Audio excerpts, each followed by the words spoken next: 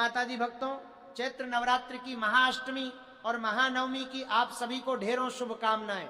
हिंदू धर्म में नवरात्रि के 2 दिन केवल व्रत की समाप्ति नहीं, बल्कि साक्षात मां दुर्गा की असीम कृपा पाने का सबसे बड़ा अवसर होते हैं। इस बार 19 मार्च से शुरू हुए इस पावन पर्व की पूर्णाहुति 27 मार्च को होने जा रहा है। लेकिन इसी बीच एक ऐसी उलझन खड़ी हो गई है जिसने हर भक्त को असमंजस में डाल दिया है। क्या अष्टमी 26 मार्च को है या 27 मार्च को?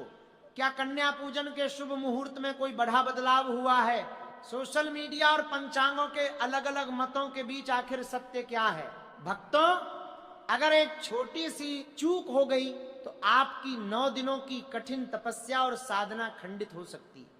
शास्त्रों के अनुसार गलत समय पर किया गया कन्या पूजन और व्रत का पारण शुभ फल की जगह दोष का कारण बन सकता है। इसीलिए आज की यह वीडियो उन सभी माताओं और बहनों के लिए संजीवनी के समान है जो पूरी श्रद्धा से मां की भक्ति में लीन है।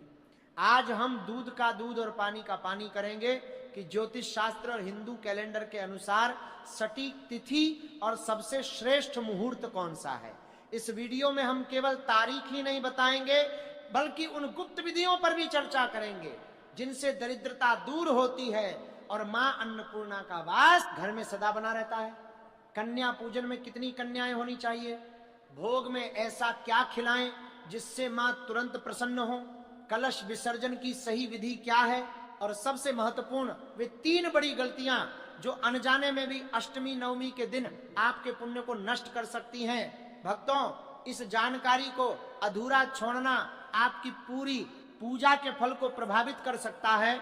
इसलिए इस वीडियो को अंत तक बहुत ध्यान से देखिएगा, क्योंकि एक एक सेकंड आपकी श्रद्धा और शास्त्रोक्त विधि से जुड़ा है। अगर आप भी मां के सच्चे भक्त हैं तो इस वीडियो को शेयर करके अन्य भक्तों के संशय को दूर करने के इस पुण्य कार्य में भागीदार बने। भक्तों, इस साल अष्टमी और नवमी तिथि नवरात्रि के अंतिम और अत्यंत महत्वपूर्ण दिनों को दर्शाती है जो देवी दुर्गा की पूजा के लिए विशेष माने जाते हैं। अष्टमी यानी 8वें दिन माता के उग्र और शक्तिशाली रूप की आराधना की जाती है, जिसे महाअष्टमी कहा जाता है, जबकि नवमी यानी 9वें दिन मां सिद्धदात्री स्वरूप की पूजा होती है, जिसे महानवमी कहते हैं। इन दोनों तिथियों पर कन्या पूजन, हवन और विशेष भोग अर्पित करने की परंपरा होती है, क्योंकि मान्यता है कि इन दिनों माता रानी अपने भक्तों को विशेष आशीर्वाद प्रदान करती हैं और घर में सुख समृद्धि लाती हैं। तो चलिए, आपका ज्यादा समय न लेते हुए जानकारी आरंभ करते हैं और जान लेते हैं अष्टमी और नवमी कब है। ये विशेष वीडियो आरंभ करते हैं। जैसा कि आप सब जानते हैं, इस बार चैत्र नवरात्रि 2026 का आरंभ 19 मार्च गुरुवार से हुआ है और इसकी पूर्णाहुति 27 मार्च 2026 शुक्रवार के दिन होगी। तो इस बार अष्टमी तिथि आ रही है 26 मार्च 2026 गुरुवार के दिन। हिंदू कैलेंडर और ज्योतिष शास्त्र के अनुसार इसी दिन हम अष्टमी तिथि का पालन करेंगे। वैसे अष्टमी तिथि का आरंभ हो रहा है 25 मार्च बुधवार को दोपहर में 1:50 से और अष्टमी तिथि समाप्त होगी 26 मार्च गुरुवार के दिन सुबह 11:39 पर। लेकिन अगर उदय तिथि यानी सूर्योदय के अनुसार देखा जाए तो अष्टमी तिथि हमें प्रातः काल में सूर्योदय के समय 26 मार्च को ही प्राप्त हो रही है। और इसीलिए वैदिक पंचांग के अनुसार इस बार चैत्र नवरात्रि पर अष्टमी तिथि का पालन किया जाएगा 26 मार्च 2026 गुरुवार के दिन। वहीं नवमी तिथि वैसे तो आरंभ हो रही है 26 मार्च गुरुवार को प्रातः 11:48 से और समाप्त हो रही है 27 मार्च शुक्रवार सुबह 10:06 पर। लेकिन सूर्योदय के समय में ये नवमी तिथि हमें सिर्फ 27 मार्च को ही प्राप्त हो रही है। और इसीलिए इस बार महानवमी यानी कि नवमी तिथि का पालन किया जाएगा 27 मार्च 2026 शुक्रवार के दिन। इस बार एक और विशेष और दुर्लभ संयोग भी बन रहा है 26 मार्च गुरुवार को दुर्गा अष्टमी, संधि पूजा, अन्नपूर्णा अष्टमी और रामनवमी चारों एक ही दिन पड़ रही हैं। और वह इसलिए हो रहा है क्योंकि 26 मार्च को सुबह अष्टमी तिथि व्याप्त है और उसी दिन दोपहर में नवमी तिथि आरंभ हो रही है। इसलिए संधि पूजा का समय हमें प्राप्त हो रहा है सुबह 11:15 से लेकर 12:03 के बीच में। यह वह 48 मिनट की अवधि है जब अष्टमी तिथि समाप्त हो रही है और नवमी तिथि आरंभ हो रही है। इस संधि काल में मां चामुंडा ने चण और मुंड नामक दैत्यों का वध किया था और इसीलिए इस समय में उनकी विशेष पूजा की जाती है। चलिए अब बात करते हैं कन्या पूजन के शुभ मुहूर्त की। तो कई भक्तों के घरों में अष्टमी के दिन कन्या पूजन किया जाता है और कुछ भक्तों के वहां पर नवमी के दिन कन्या पूजन किया जाता है। तो आप अपनी स्थानीय परंपरा अनुसार अष्टमी या नवमी किसी भी दिन कन्या पूजन कर सकते हैं। वैसे तो आप पूरे दिन में कन्या पूजन कर सकते हैं, लेकिन कन्या पूजन के लिए सबसे शुभ मुहूर्त सुबह का बताया जाता है। तो देखते हैं 26 मार्च अष्टमी के दिन कन्या पूजन का शुभ मुहूर्त क्या रहेगा। सबसे पहला तो ब्रह्म मुहूर्त का समय है सुबह 4:30 से लेकर 5:18 के बीच में। अगर इस समय में नहीं कर सकते तो दूसरा मुहूर्त है प्रातः कालीन पूजा का समय, वो मिलेगा सुबह 4:45 से लेकर 6:05 के बीच में। उसके बाद अभिजीत मुहूर्त हमें प्राप्त हो रहा है दोपहर में 11:58 से लेकर 12:48 के बीच में। कन्या पूजन के लिए यह भी एक सबसे अच्छा शुभ मुहूर्त माना जाता है। उसके अलावा अष्टमी के दिन एक और शुभ मुहूर्त कन्या पूजन के लिए हमें प्राप्त हो रहा है और वह है सुबह 8:50 से लेकर 10:40 के बीच में। इस समय में भी कन्या पूजन किया जा सकता है।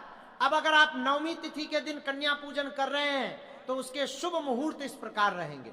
सबसे पहला ब्रह्म मुहूर्त का समय रहेगा सुबह 4:28 से लेकर 5:17 तक का। उसके बाद प्रातःकालीन पूजा का शुभ समय मिलेगा सुबह 4:44 से लेकर 6:04 तक का। उसके बाद सुबह 10:06 से लेकर 10:42 के बीच में भी अच्छा शुभ संयोग है। और अभिजीत मुहूर्त का समय है दोपहर में 11:58 से लेकर 12:48 तक का। उसके बाद दोपहर में 12:55 से लेकर 3:17 तक का भी एक शुभ मुहूर्त प्राप्त हो रहा है। तो इस प्रकार आप अपनी अनुकूलता और पारिवारिक स्थिति और परंपरा के अनुसार इन दोनों में से किसी भी दिन कन्या पूजन कर सकते हैं। लेकिन एक बात का विशेष ध्यान रखें, प्रयास करें कि इन दोनों ही दिनों में राहु काल के दौरान कोई भी पूजा अर्चना, कन्या पूजन या फिर हवन का आरंभ न किया जाए। भक्तों, ज्योतिष शास्त्र के अनुसार दिन में लगभग 90 मिनट की यह अवधि राहु ग्रह के प्रभाव में रहती है, जिसमें कोई भी शुभ कार्य वर्जित माना गया है। तो इसलिए 26 मार्च गुरुवार के दिन राहु काल का अनुमानित समय रहेगा दोपहर में 1:30 से लेकर 3 बजे तक और 27 मार्च शुक्रवार को नवमी वाले दिन राहु का समय रहेगा सुबह 10:30 से लेकर 12 बजे तक। तो इस समय के अंदर में कोई भी शुभ या मांगलिक कार्य न करें। चलिए अब बात करते हैं कन्या पूजन की विधि क्या रहेगी। तो शास्त्रों के अनुसार 2 वर्ष से लेकर 10 वर्ष की 9 कन्याओं की पूजा करनी चाहिए। अगर 9 कन्याएं उपलब्ध नहीं है तो 1, 3, 5 या फिर 7 कन्याओं की पूजा भी की जा सकती है। कुल संख्या विषम रखना शुभ माना जाता है। हमारे ग्रंथों में कहा गया है कि अकेली कन्या को 9 बार पूजने से भी 9 कन्या पूजन का फल मिलता है। कई परंपराओं में एक बालक जिसे बाल भैरव कहते हैं उसे भी भोजन करवाया जाता है। कन्या पूजन के लिए सबसे पहले तो आपको कन्याओं को आमंत्रित करना होगा। आपके घर के आसपास या परिवार में जो 9 कन्याएं हैं जिन्हें आप भोजन करवाना चाहते हैं उन्हें एक दिन पहले ही आमंत्रित करके आएं।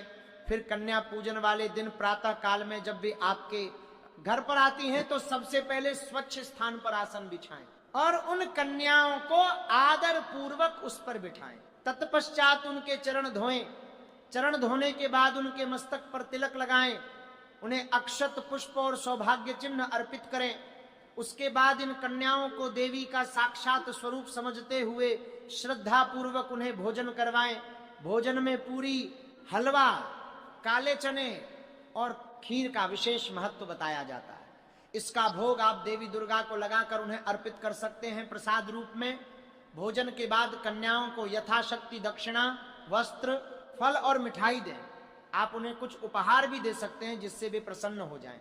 उसके बाद कन्याओं के चरण स्पर्श करें और उनसे आशीर्वाद लें। ध्यान रखें कि उनके साथ किसी भी प्रकार का दुर्व्यवहार न हो आपके द्वारा या परिवार के किसी और सदस्य द्वारा।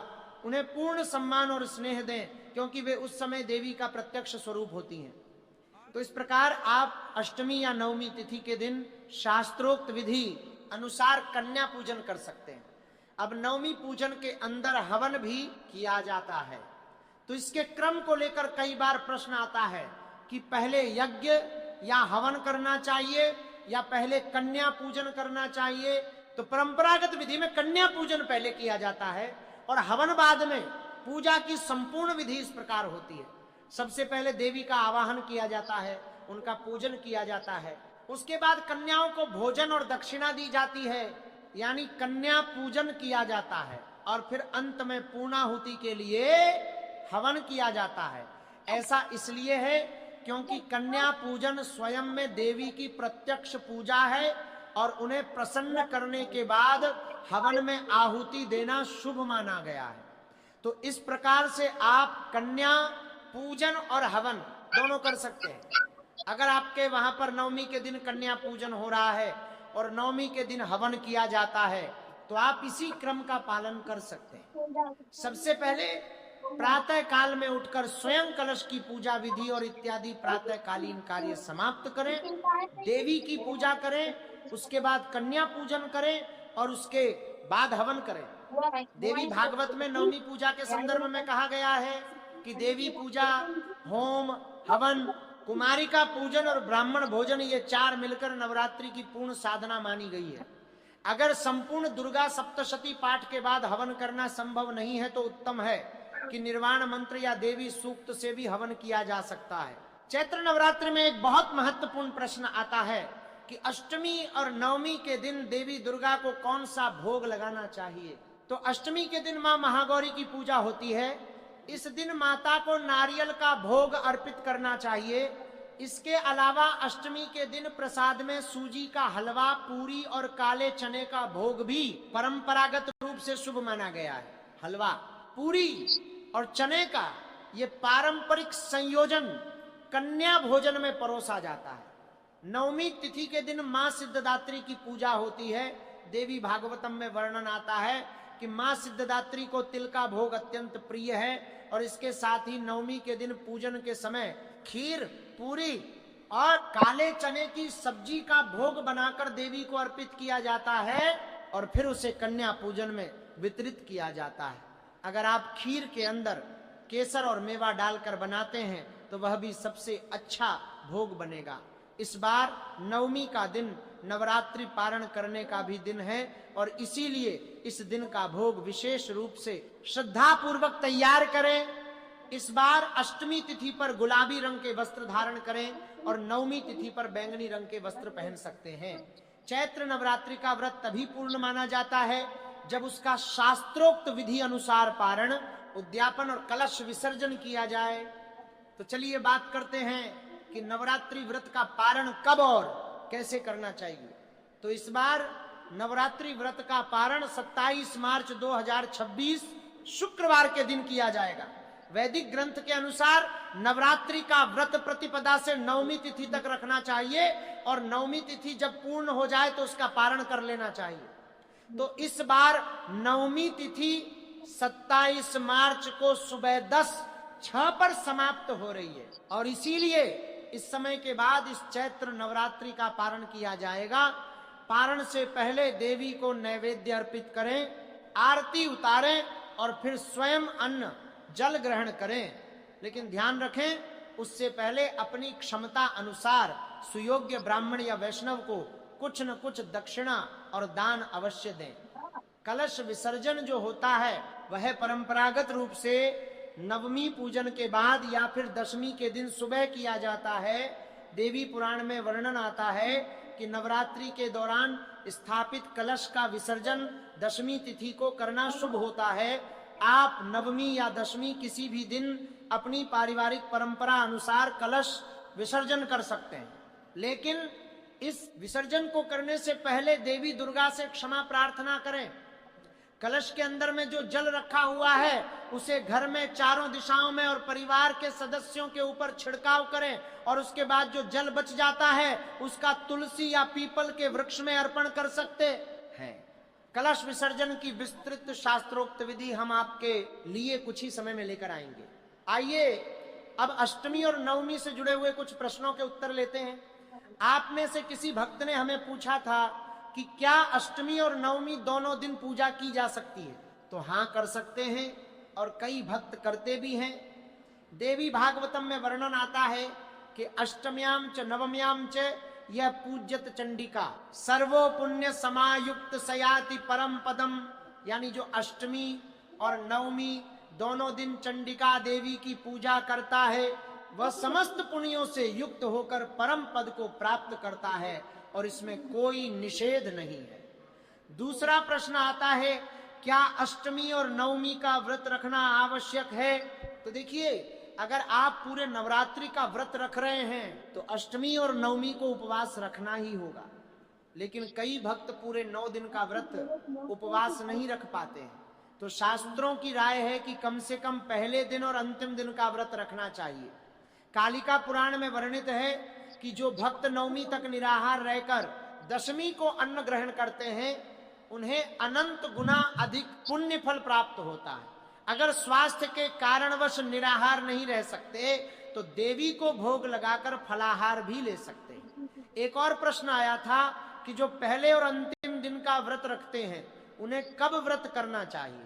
तो ऐसे भक्त चैत्र शुक्ल प्रतिपदा यानी कि 19 मार्च 2026 को पहला व्रत रखें और फिर नवमी तिथि यानी 27 मार्च 2026 को अंतिम व्रत रखें। नवमी के व्रत के बाद उसी दिन नवमी तिथि समाप्त होने पर या अगले दिन दशमी को प्रातः में पारण कर सकते हैं। एक और प्रश्न कई बार आता है और पूछते हैं भक्तगण कि क्या अष्टमी और नवमी की रात में जागरण करना जरूरी है? तो शारदीय नवरात्रि में जागरण की परंपरा अधिक प्रचलित होती है, लेकिन चैत्र नवरात्रि में भी अगर आप जागरण करना चाहते हैं तो कर सकते हैं, ये अत्यंत आवश्यक नहीं है। जागरण में देवी की भक्ति, भजन, कीर्तन, उनके मंत्र जाप और दुर्गा सप्तशती का पाठ किया जा सकता है। ये अनिवार्य नहीं है लेकिन शुभ अवश्य माना जाता है। तो चलिए अब बात कर लेते हैं कि कन्या पूजन और अष्टमी में किन चीजों की सावधानी रखना चाहिए। जाने अजाने में कुछ गलतियां ऐसी हो जाती हैं जिससे व्रत का कोई फल प्राप्त नहीं होता है। कहने का मतलब कि व्रत खंडित हो जाता है। इसलिए आज हम आपको बिल्कुल विस्तार से बताने वाले हैं, बिल्कुल ध्यान पूर्वक सुनना है। लेकिन भक्तों, अभी तक आपने वीडियो को लाइक नहीं किया है तो एक लाइक जरूर कीजिएगा ताकि आपकी पुकार सीधे मां नव दुर्गा तक पहुंच सके। नवरात्रि के अष्टमी और नवमी पर होने वाला श्री शिवाय नमस्तुभयं माता बहनों, आप सभी लोग जानते हैं कि 23 मार्च 2026 यानी सोमवार को पड़ रही है चैत्र नवरात्रि की पंचमी तिथि। और माता बहनों, यह वह नवरात्रि पंचमी तिथि है जो चैत्र मास में पड़ने वाली सबसे बड़ी पंचमी तिथि है, और इसका बहुत ही बड़ा और विशेष महत्व होता है। अगर कभी भी मौका लग जाए तो आप लोगों को